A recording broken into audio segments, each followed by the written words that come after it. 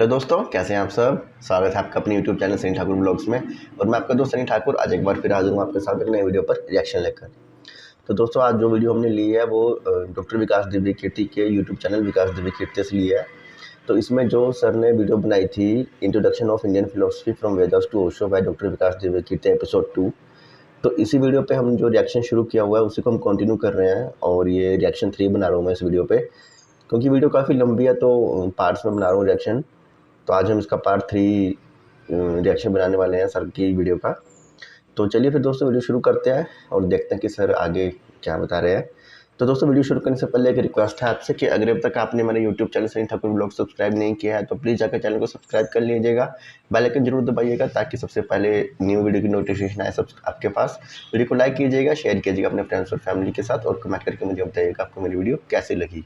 और जो इस वीडियो का ओरिजिनल लिंक है सर की वीडियो का वो भी मैं डिस्क्रिप्शन में दे दूंगा, आप जाकर ओरिजिनल वीडियो चेकआउट कर सकते हैं, साथ में सर का चैनल भी चेकआउट कर सकते हैं। तो आइए दोस्तों वीडियो शुरू करते हैं और फिर वीडियो के बाद लास्ट में बात करेंगे।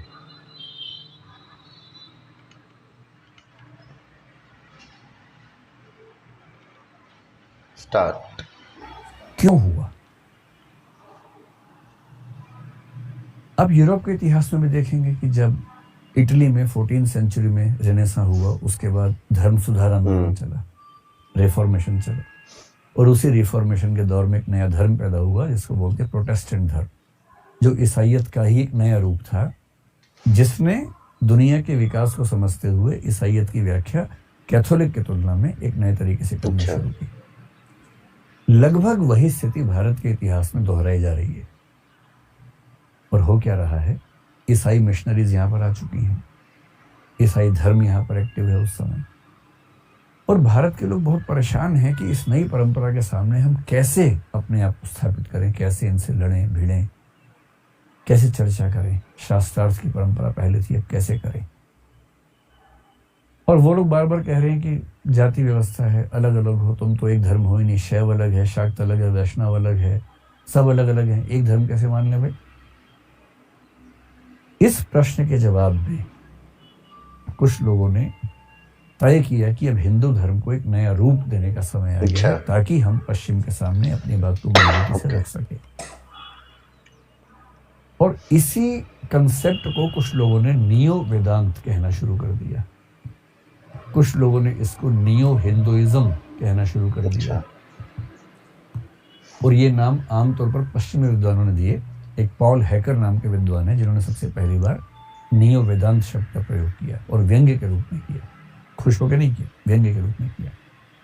और वो इससे नाराज थे। नाराज क्यों थे?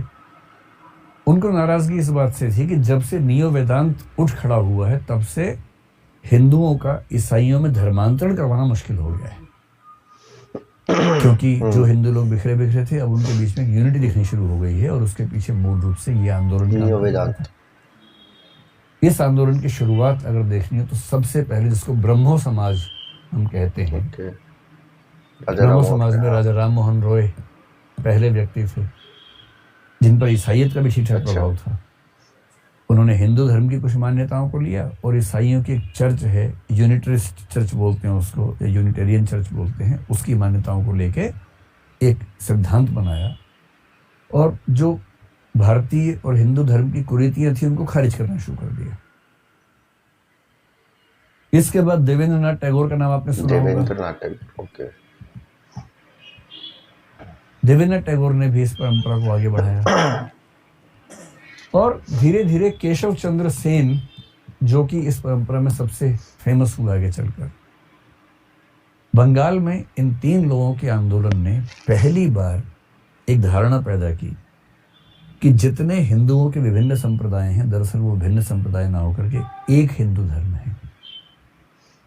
फिर हिंदू धर्म में जो कुरीतियां थी, जो कुछ व्यक्तियों को धर्म में बराबर सम्मान नहीं था, उन सबको भी सम्मान देने की बात करते हुए कोशिश की कि ऐसी वजह ना बचे कि किसी व्यक्ति को हिंदू धर्म छोड़ना पड़े, और यूनिवर्सलिस्टिक हिंदू धर्म की बात करनी शुरू की कि पूरा हिंदू धर्म एक है। ये इनका योगदान था। जब इन्होंने ये काम कर दिया तो उसके बाद सबसे बड़ा योगदान किसने किया? एक व्यक्ति जिनका नाम था नरेंद्र नाथ दत्त। जिन्होंने कुछ समय के लिए इस परंपरा को स्वीकार किया, लेकिन उसके बाद वो चले गए रामकृष्ण परमहंस के पास, जो कि काली मंदिर में पुजारी थे। बहुत प्रसिद्ध कहानी है नरेंद्रनाथ। नरेंद्रनाथ कौन है? स्वामी विवेकानंद, उन्हीं का शुरुआती नाम नरेंद्रनाथ था। वो इनके पास गए और दरवाज़ा खटखटाया, ऐसा मतलब किंवदंती है। उन्होंने पूछा कौन है? इन्होंने कहा यही तो जानने आया हूँ कि कौन हूँ। दर्शन के लोग कुछ गहरी बात करते हैं, ये थोड़ा ना बोलेंगे कि नरेंद्र आया है, मेरा नाम नरेंद्र है। ये तो हम लोग बोलते हैं, जो गहरा आदमी है तो कुछ गहरी बात बोले। तो उन्होंने कहा यही तो जानने आया हूँ कि कौन हूँ। फिर उनके बीच बातचीत हुई और तब रामकृष्ण परमहंस ने उनको अपना शिष्य बनाया और यहाँ से इनका नाम हो गया स्वामी विवेकानंद। और जिसको आप बोलते हैं नियो मतलब वेदांत, नियो हिंदुइज्म, अगर आपको समझना हो कि उसका एक सबसे प्रमुख प्रतीक कौन है तो वो है स्वामी विवेकानंद। इसलिए उनकी धारणाओं को नियो वेदांत समझने के लिए समझना सबसे ज्यादा महत्वपूर्ण माना जाता है। इसके बाद तो कई लोग आए, फिर जैसे आपने महर्षि अरविंद का नाम सुना होगा। ये अरविंद वही हैं जो स्वाधीनता संग्राम में अरविंदो घोष के नाम से काफी सक्रिय थे। बाद में उनका मिजाज दार्शनिक किस्म का हुआ और तब उन्होंने एक दर्शन क्रिएट किया जिसको इंटीग्रल योगा कहते हैं, यानी कि पूर्ण योग दर्शन बोलते हैं, कहीं कहीं पूर्ण अद्वैत बोलते हैं, कहीं कहीं पूर्ण योग बोलते हैं। फिर आपने सुना होगा महात्मा गांधी एक दार्शनिक भी थे और महात्मा गांधी का दर्शन भी नव्य वेदांत दर्शन में एक महत्वपूर्ण स्थान रखता है। महात्मा गांधी नव्य वेदांत और वैष्णव वेदांत दोनों के समर्थक हैं, दोनों को साथ लेके चलते हैं। डॉक्टर सर्वपल्ली राधाकृष्णन का नाम भी आपने सुना है। डॉक्टर राधाकृष्णन का दर्शन भी यही है। कुछ मात्रा में, पूरी तरह से नहीं, कुछ मात्रा में जो स्वामी दयानंद सरस्वती हैं, जिन्होंने सत्यार्थ प्रकाश की रचना की, आर्य समाज की स्थापना की, पूरी तरह नहीं क्योंकि वो वेदों की बात करते हैं, लेकिन अगर आप थोड़ा सा गहराई में देखेंगे तो उनकी बहुत सारी मान्यताएं नियो वेदांत या कम से कम नियो हिंदुइज्म के बहुत नजदीक आके खड़ी होती हैं। यहाँ तक आकर, और इस नियो वेदांत की कुल जमा पूंजी क्या है, इसका मूल उद्देश्य क्या है, इस नियो वेदांत ने जो सबसे बड़ा काम किया वो है नेशनलिज्म। दर्शन को राष्ट्रवाद के साथ जोड़ने का काम। वरना शंकराचार्य का प्रभाव ये था कि भारत में बहुत सारे लोग इस जगत को मिथ्या मानते थे, निस्सार मानते थे, मीनिंगलेस है जगत। अब जगत अगर मीनिंगलेस है तो क्या आज़ादी, क्या पराधीनता, क्या अंग्रेज, क्या भारतीय। अंग्रेज भारत में, ये भी तो मिथ्या ही है। आज़ादी भी तो मिथ्या ही है। अब ये किसी का टेम्परामेंट अगर हो जाए, वो क्यों लड़ाई लड़ेगा आज़ादी के लिए? आज़ादी की लड़ाई लड़ने की पहली शर्त है कि आपको ये दुनिया सच लगे, आपको राष्ट्रवाद के जो उद्देश्य हैं वो ठीक लगें, और इसे नेशनलिज्म को स्थापित करना, और इसके साथ साथ मतलब इंडियन नेशनलिज्म को स्थापित करना, साथ में जो इक्वालिटी जैसे विचार हैं हिंदुइज्म के बीच में, कि हिंदू धर्म के जो वंचित लोग हैं उनको भी बराबरी की धारा पे ला सके, मुख्य धारा में ला सकें। ये सारी की सारी धारणाएं जिस संप्रदाय ने डेवलप की उसी को हम बोलते हैं नियो वेदांत या नियो हिंदुइज्म, जिसमें सबसे महत्वपूर्ण व्यक्ति स्वामी विवेकानंद। अब हम ये सोच सकते हैं कि क्या यहाँ भारत का दर्शन खत्म हो गया या इसके बाद भी कोई स्कोप बनता है? तो मैं आपसे कहना चाह रहा हूँ कि एक छठा फेज भी सोच लेना चाहिए। अच्छा, हम सोच सकते हैं कि क्या आजादी के बाद पोस्ट इंडिपेंडेंस भारत में दर्शन दिखता है या नहीं दिखता है, और यदि दिखता है तो वो दर्शन कौन सा है?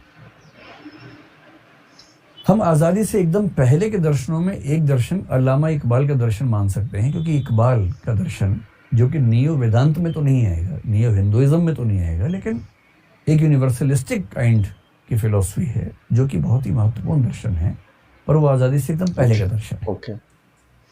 आज़ादी के बाद के दर्शनों की बात करें तो उसमें 3-4 रास्ते निकलते हुए दिखते हैं। एक रास्ता दिखता है डॉक्टर अंबेडकर का। डॉक्टर अंबेडकर ने कई दर्शनों पर ठीक विचार विमर्श किया। काफी सोचा समझा। उन्हें हिंदू धर्म में जो जाति प्रथा थी वो खत्म नहीं होती हुई दिख रही थी। नव्य वेदांत से भी उतना प्रभाव नहीं पड़ा जितना वो सोचते थे कि पढ़ा जाना चाहिए।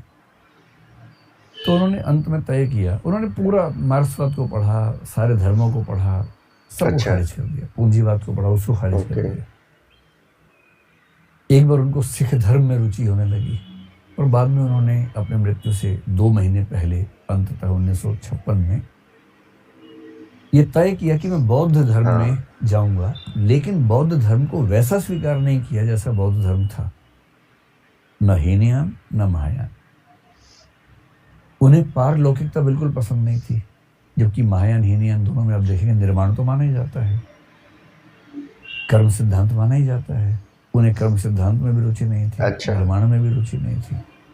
तो उन्होंने कहा कि मैं अपना ही बनाता हूँ, और तब उन्होंने बौद्ध धर्म का एक नया रूप स्थापित किया जिसको बोलते हैं नवयान, और इस पर किताबें लिखी और वो खुद इसमें शामिल हुए। उनके बहुत सारे समर्थक भी इसमें शामिल हुए और तब से ये परंपरा, इसको नियो बुद्धिज्म भी कहते हैं। तो नियो बुद्धिज्म या नवयान ये 20वीं शताब्दी की एक नई परंपरा है जो बौद्ध दर्शन को और ज्यादा जमीनी रियलिस्टिक बनाती है, जिसमें परलोक की बातें खारिज कर देते हैं। इन्होंने एक चिंतक को आधार बनाया कुछ चीजों में। आपने शायद नाम सुना होगा उसका, अजित केशकंबली नाम के एक चिंतक हुए इतिहास में, जो चारवाक परंपरा से सर ने इनके बारे में उनके एक बिंदु को आधार बनाकर नवयान की स्थापना हुई। जब हम नवयान पे पहुंचेंगे तो थोड़ा बहुत समझेंगे, अगर पहुंचेंगे तो मुझे आपके चेहरे देख के लगने लगा कि पहुंचेंगे, लेकिन अगर हम वहां तक पहुंच पाए तो फिर देखेंगे कि इन लोगों ने क्या कहा है। दर्शन विषय तो है ही, और वो भी इस उम्र में हंसने खेलने की। हनी सिंह की उम्र में आप अगर नवयान और ये सब पढ़ेंगे तो मुश्किल तो लगता ही है।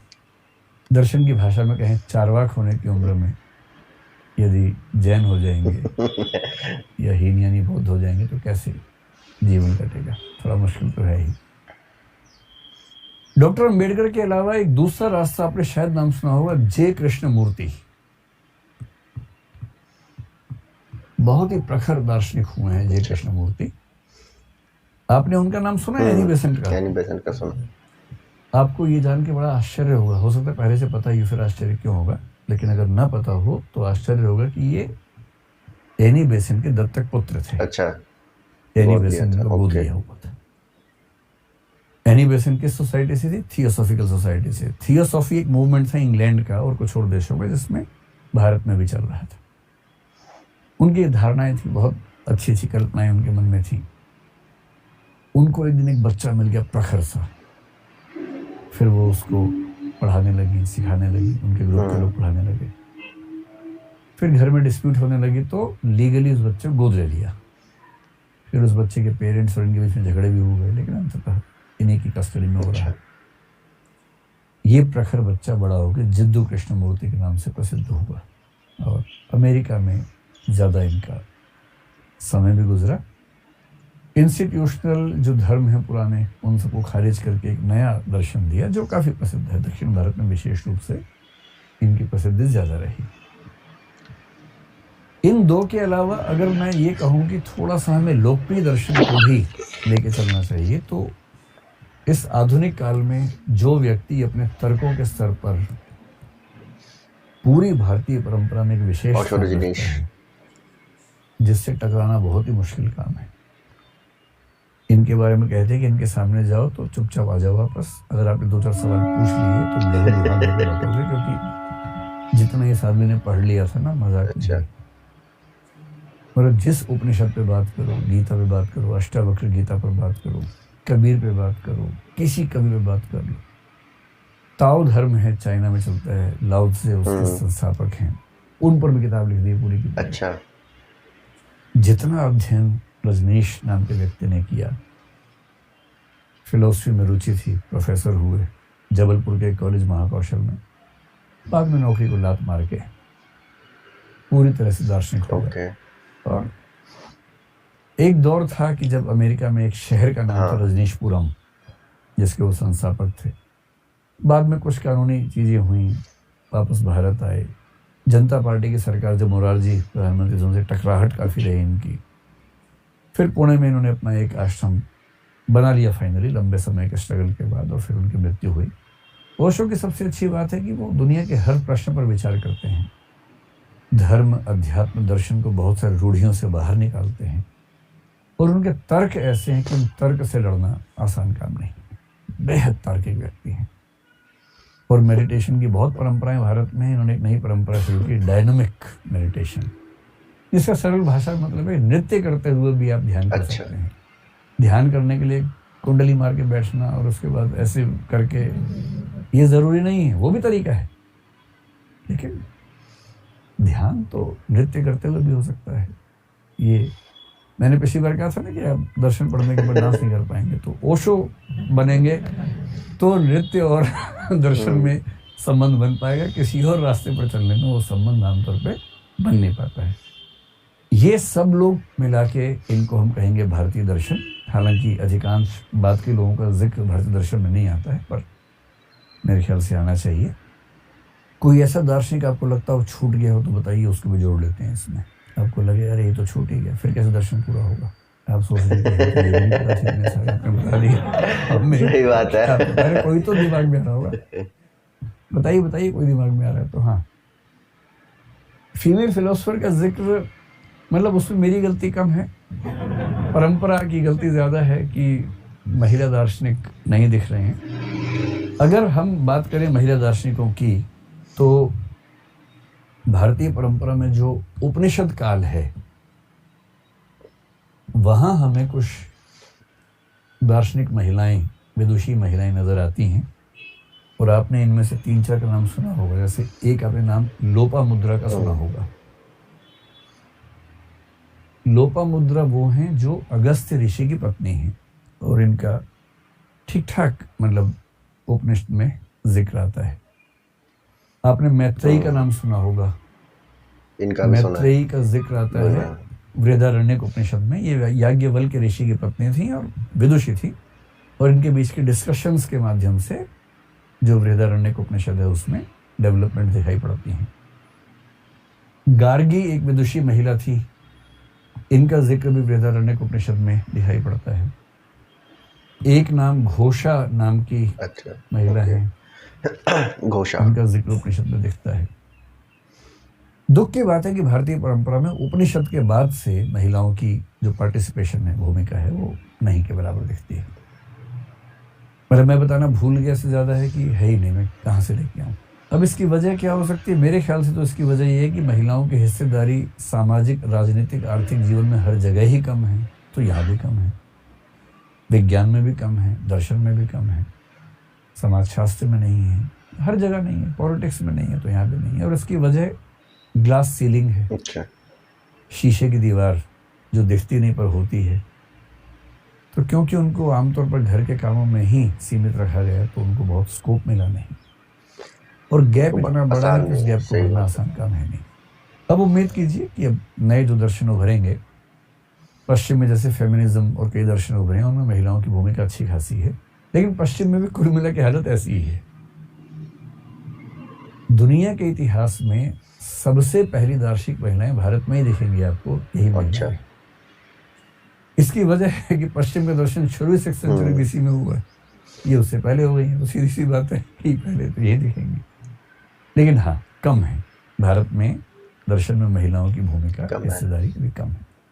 साहित्य हम पढ़ते हैं, साहित्य में भी कम ही है। एक मीराबाई हमें दिखती है मध्यकाल में, बाकी आधुनिक काल में महादेवी दिखती है। आधुनिक काल में फिर भी आपको 8-10 नाम दिख जाएंगे, लेकिन उसके पहले केवल एक नाम, मीराबाई। तो ये है, दुखद है पर है ऐसा ही। ठीक है, कोई और आपको लगता हो कि दार्शनिक छूट रहा है? जी हाँ हाँ, तो उस समय पे तो चल रहा था कि नियो वेदांत का, तो उन्होंने मतलब वेदों और लोटो, इसको हम कैसे रिलेट कर सकते हैं कि नेशनलिज्म और इक्वालिटी? नेशनलिज्म उनके यहाँ है।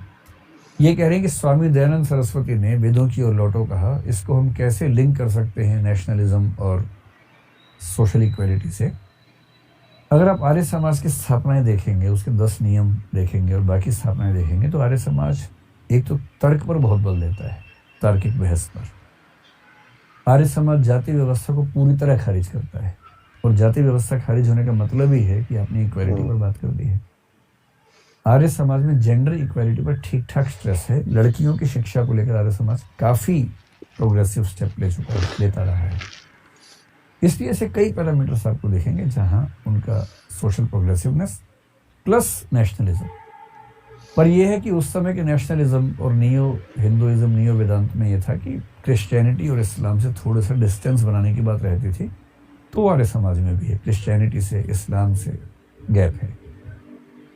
हाँ, जो डीएवी की परंपरा है, दयानंद एंग्लो वैदिक, वो वही है कि हम अंग्रेजी की परंपरा भी लेंगे, वैदिक भी लेंगे, और पढ़ाई लिखाई में अच्छा, जो डीएवी स्कूल्स है, ओके, कॉलेज। एक मोटी मोटी बात मान के चलते हैं कि पूरा भारतीय दर्शन का डेवलपमेंट हमने समझा। अब एक छोटा सा पक्ष ये समझते हैं कि अगर इस पूरे के पूरे प्रोसेस में कई हजार साल के प्रोसेस में अगर आपको कॉमन ट्रेंड्स देखने हो, ऐसी कौन सी चीजें हैं जो आम तौर पर भारतीय दर्शन में आपको दिख जाती हैं, वो कॉमन ट्रेंड्स क्या हैं, और क्या वो कॉमन ट्रेंड्स केवल भारत में ही दिखते हैं या भारत के बाहर के दर्शन में भी उनका जिक्र कहीं कहीं दिख जाता है। तो 5-6 शब्द उनका मोटा मोटा मतलब समझ लीजिए, फिर जब कोई दर्शन पढ़ेंगे उस पर ठीक से विस्तार में बात करेंगे कि उसकी क्या वैल्यू होगी। जैसे आपने एक शब्द सुना होगा, थियरी ऑफ कर्मा, जिसको हम बोलते हैं कर्म सिद्धांत। सुना है आप लोगों ने? क्या होता है कर्म सिद्धांत का? सिंपल सा मतलब क्या है कि आप जो करेंगे वो आपके साथ होगा। अभी जो हो रहा है वो भी किसी किए हुए के बदले ही हो रहा है, और कल को जो होगा वो आज जो कर रहे हैं उसके बदले होगा। इसको बोलते हैं कर्म सिद्धांत। कर्म सिद्धांत की धारणा हमारे उपनिषदों से आनी शुरू हो गई है, और बहुत इंटरेस्टिंग बात है कि पूरे भारत के 9 दर्शनों में एक को केवल छोड़ दें, और जब जब मैं बोलूं एक को छोड़ दें तो एक कौन सा छूटेगा? चारवाक को छोड़ दीजिए, बाकी 8 दर्शन, यहाँ तक कि बौद्ध भी, जैन भी, जो नास्तिक दर्शन है वो भी, सिख धर्म भी पूरी तरह से कर्म सिद्धांत को मानते हैं। और कर्म सिद्धांत का एक बेसिक मतलब ये है कि जो हमारे कर्म होते हैं वो 3 प्रकार के होते हैं। अच्छा। उनको 3 में डिवाइड करते हैं, शायद आपने नाम सुना हो। एक होता है संचित कर्म, एक होता है प्रारब्ध कर्म, और एक होता है संचीयमान। ये 3 तरह से हम क्लासिफिकेशन करते हैं कर्मों का। इसका मतलब क्या है? समझ लीजिए कि कर्म हमारे इकट्ठे होते जा रहे हैं, कर्मों का फल मिलने का एक फेज आता है, एक ग्रुप ऑफ कर्म एक साथ उनका फल मिलना शुरू होता है। प्रारब्ध कर्म वो हैं जिनका फल मिल रहा है एट प्रेजेंट, जो हम पास्ट में कर चुके हैं उनका। तो अभी की आपकी जिंदगी कैसे चल रही है ये आपके प्रारब्ध से तय होता है। इसलिए आपने कहीं कहीं सुना होगा बड़े गुणों से कि प्रारब्ध ही ठीक नहीं है तो क्या करें। तो प्रारब्ध का मतलब हमारे वो कर्म जिनका फल अभी जो हम पहले कर्म कर चुके हैं उसका मिल रहा है। संचित वो हैं जो संचित हैं, कलेक्टेड हैं, पर अभी फल मिलना शुरू नहीं हुआ है, येट टू स्टार्ट। यानी आज से 5 साल के बाद आपके साथ जो होने वाला है वो कौन से कर्मों से तय होगा? संचित। संचित कौन से? जो आमतौर पर पिछले जन्म में किए होंगे या इस जन्म की शुरुआत में किए होंगे, लेकिन अभी फल मिलना शुरू नहीं हुआ है उसका, वो भी संचित हैं। जिनका शुरू हो गया वो प्रारब्ध है, और प्रारब्ध आज से 5 साल पहले क्या थे? संचित थे, अब वो प्रारब्ध हो गए। और जो कर्म अभी आप कर रहे हैं, इस जीवन में कर रहे हैं, जिनका फल बाद में मिलेगा, तो ये प्रेजेंट कर्म है। अभी जो आप कर्म कर रहे हैं, जैसे भी क्लास में बैठ के सो रहे हैं, तो इसका फल कब मिलेगा? बाद में मिलेगा। अगले जन्म में आप टीचर बनेंगे तो फिर मैं सोऊंगा क्लास में बैठ के और आपको पढ़ाते हुए तनाव होगा कि ये सो क्यों रहा है। हर चीज़ का हिसाब होना है, ध्यान रखिए, हर चीज़ का हिसाब होना है। तो ध्यान रखना है जो आप कर रहे हैं ना, उसका हिसाब बराबर होकर रहेगा। और कर्म सिद्धांत के 2 नियम माने जाते हैं। एक होता है कृत प्रणाश, ऐसा नहीं हो सकता, यानी जो किया है उसका नाश नहीं हो सकता जब तक फल ना मिले। आपका किया हुआ कर्म आपको फल दिए बिना नष्ट हो नहीं सकता, इसको बोलते हैं कृतप्रणाश। और एक होता है अकृतम उपगम, जिसका मतलब है कि जो आपने किया नहीं उसका फल आपके पास आ नहीं सकता। तो गाइस ये वीडियो यहाँ हुई ख़त्म। मतलब एक्चुअली वीडियो जो ओरिजिनल वीडियो काफ़ी लंबी है, तो अभी हम पार्ट्स में बना रहे हैं, तो अभी तक आज यहाँ पे वीडियो रोकते हैं। तो इस वीडियो में सर ने जो मेन बात की, वो जो स्टार्टिंग की आज की वीडियो की, वो उन्होंने की थी जो नियो सिद्धांत, जो नियो हिंदुज़म था, वहाँ से बात शुरू की।